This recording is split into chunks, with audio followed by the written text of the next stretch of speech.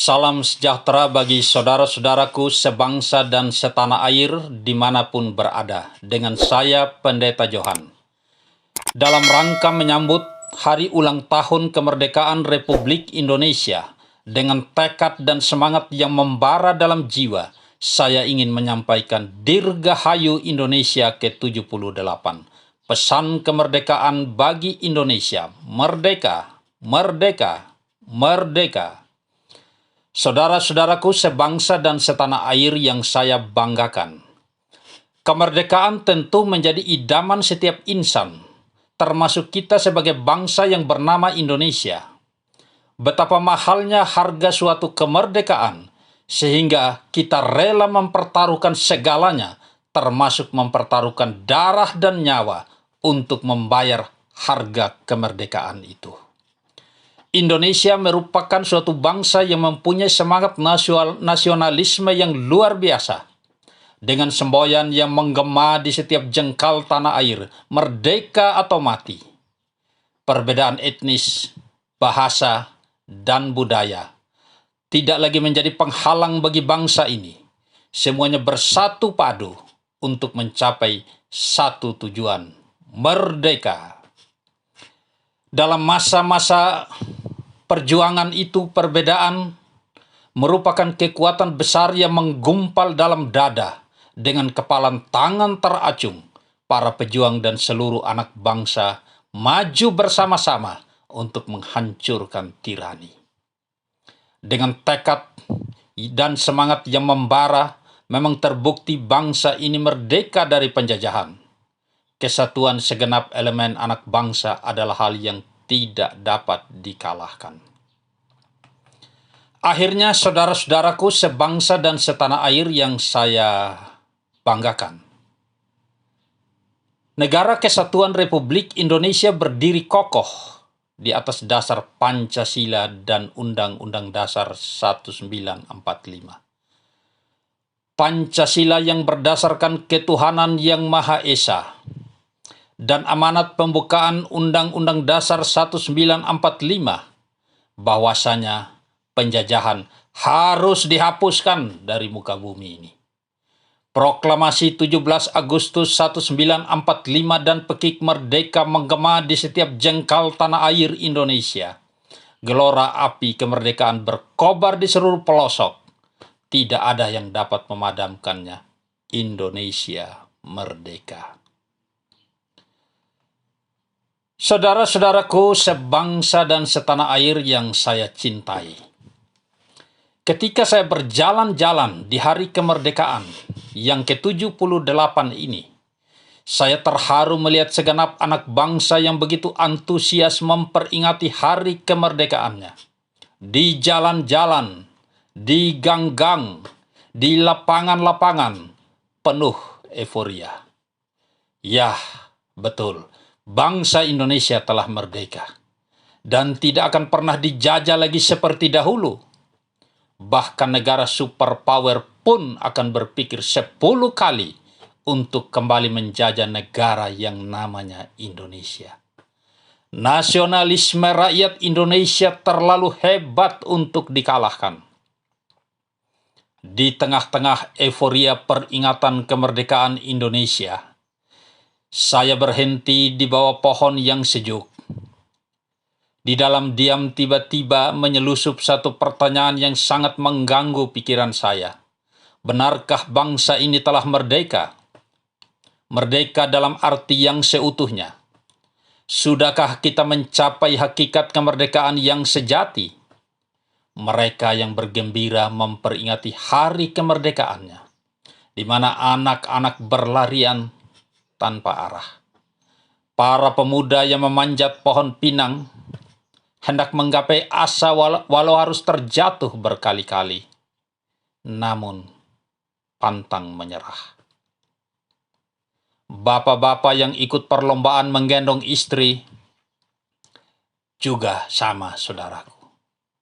Jatuh bangun hendak mencapai garis finish. Lalu muncul pertanyaan, apakah bangsa kita sudah merdeka dari penjajahan kebodohan? Sudahkah merdeka dari penjajahan kemiskinan? Sudahkah kita merdeka dari keterbelakangan hidup? Ternyata penjajah itu tidak sebodoh seperti yang kita pikirkan. Sekarang memang mereka tidak lagi menjajah kita dengan cara kerja rodi dan romusa. Tidak ada lagi letusan peluru dan mortir dan bom. Tetapi penjajahan dengan sigap beralih dan ganti cara serta topeng, yaitu penjajahan ekonomi. Sehingga segenap anak bangsa mulai tergantung kepada produk-produk asing yang merajalela. Dari PT Freeport saja kita hanya mendapat sekian persen selama 32 tahun. Sangat kecil, saudaraku. Tapi apalah daya. Ya. Apalah daya, rakyat tidak bisa berbuat apa-apa. Nah, apakah kekayaan negeri ini telah digadaikan? Biarlah para elit yang menjawabnya dengan hati nurani yang jujur. Bila kita mengalihkan pandangan kita di jalan raya, kita akan melihat kendaraan bermotor dengan merek Honda, Yamaha, Kawasaki, Mitsubishi, dan merek-merek lainnya, yang dalam sekejap telah kembali merajai jalanan dan menjajah bangsa kita. Kita tanpa daya dan belum mampu bersaing di kancah global.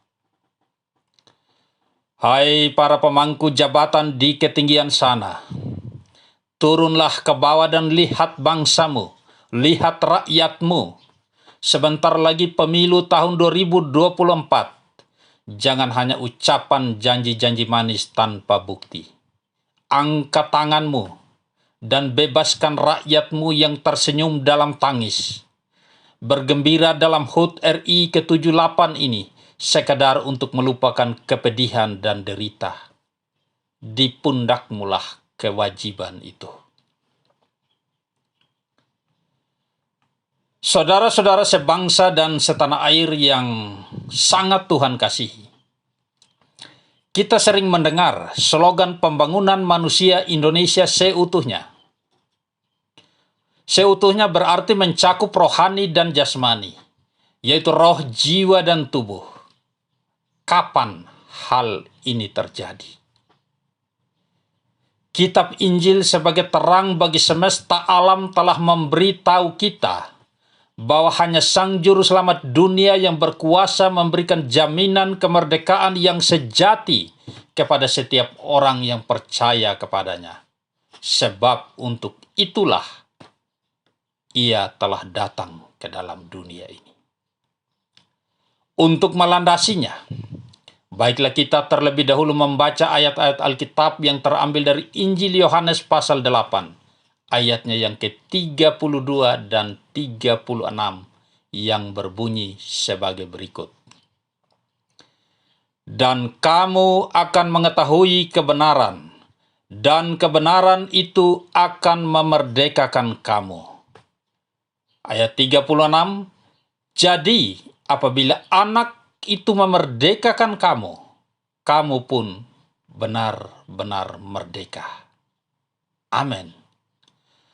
Mendengar perkataan ini, orang-orang Yahudi protes bahwa mereka bukan hamba siapapun. Bagaimana engkau berkata bahwa kami harus merdeka?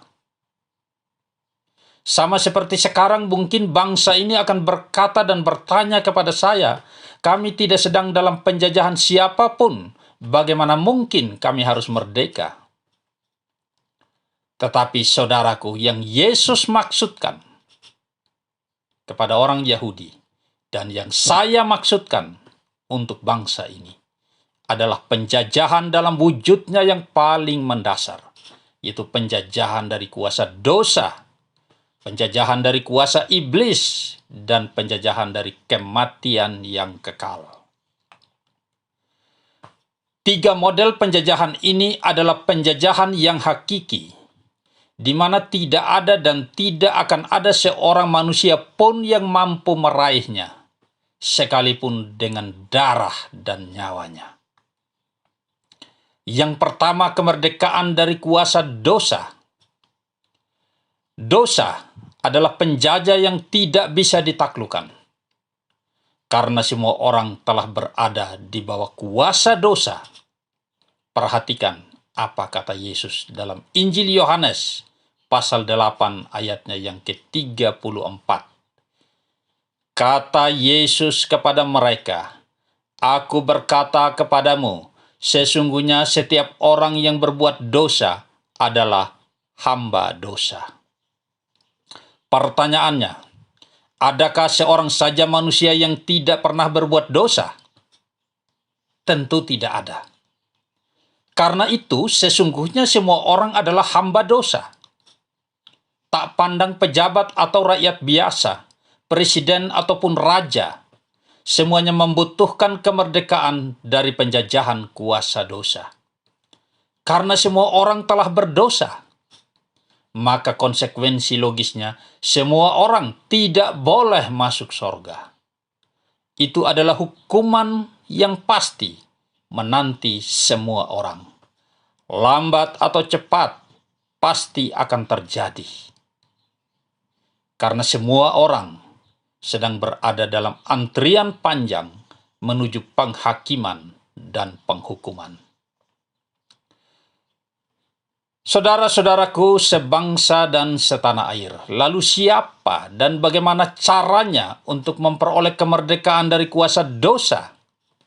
Hari ini, tepat pada hari ulang tahun Republik Indonesia yang ke-78, dari lubuk hati yang terdalam dengan segala ketulusan saya ingin menyampaikan kepada kita semua, bahwa sekitar 2000 tahun yang lalu, Sang Firman hidup telah datang sebagai manusia, yaitu Yesus Kristus dari Nazaret. Untuk apa? Untuk memberikan pembebasan dari kuasa dosa kepada barang siapa yang percaya kepadanya. Ia memberikan kemerdekaan yang sesungguhnya yang tidak dapat diberikan oleh dunia ini. Kemerdekaan yang tak akan pernah dapat diperoleh oleh siapapun dengan cara apapun. Sekalipun Anda memberikan nyawamu, tidak akan dapat memerdekakanmu dari kuasa dosa. Karena itulah, Sang Firman mengambil natur manusia lewat Maria, membawanya di kayu salib, dan menjatuhkan penghukuman atas dosa di sana, serta menghancurkan kuasa dosa itu di kayu salib, sehingga setiap orang yang percaya kepadanya memperoleh kemerdekaannya yang sejati di dalam Dia, ya, di dalam Yesus. Yang kedua, kemerdekaan dari kuasa iblis.